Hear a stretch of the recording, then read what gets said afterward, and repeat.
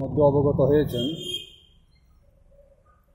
এই বিতর্কিত কৃষি বিলের বিরুদ্ধে বিভিন্ন রাজ্য থেকে, বিশেষ করে পাঞ্জাব, হরিয়ানা, মহারাষ্ট্র, মধ্যপ্রদেশ, উত্তরপ্রদেশ লক্ষ লক্ষ কৃষক তাদের এই বিতর্কিত বিলের প্রত্যাহারের দাবিতে দিল্লি অভিযান শুরু করেছে।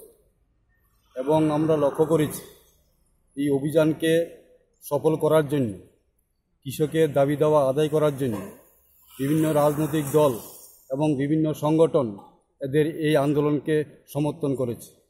আমরা সিপিআই সদর বিভাগ এবং রাজ্যের বিভিন্ন গণসংগঠন কৃষকদের সেই আন্দোলনকে আমরা সমর্থন করছি।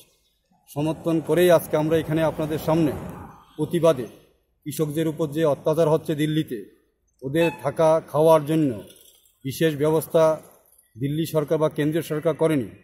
ওরা যে ময়দানের দাবি করেছে থাকার জন্য, সেই ময়দানকে না দিয়ে ওরা বুরারি গ্রাউন্ডে দেওয়ার জন্য সরকার শর্ত রেখেছে, কিন্তু কৃষকরা সেই শর্ত মানতে রাজি নয়। কিন্তু আমরা এটাও লক্ষ্য করেছি কিছু কিছু ন্যাশনাল মিডিয়া প্রচার করছে যে কৃষক শুধু পাঞ্জাব এবং হরিয়ানা থেকে আসছে, কিন্তু এটা সত্য নয়।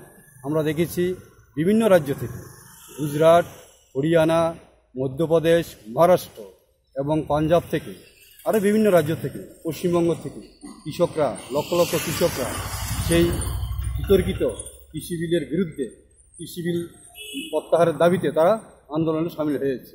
এবং সেই আন্দোলন যাতে আরও দীর্ঘজীবী হয়, আমরা সিপিআইয়ের তরফ থেকে আমরা আশা প্রকাশ করছি। আপনার পরিচয়টা? মিলন বৈদ্য, সিপিআই সদর বিভাগীয় সম্পাদক।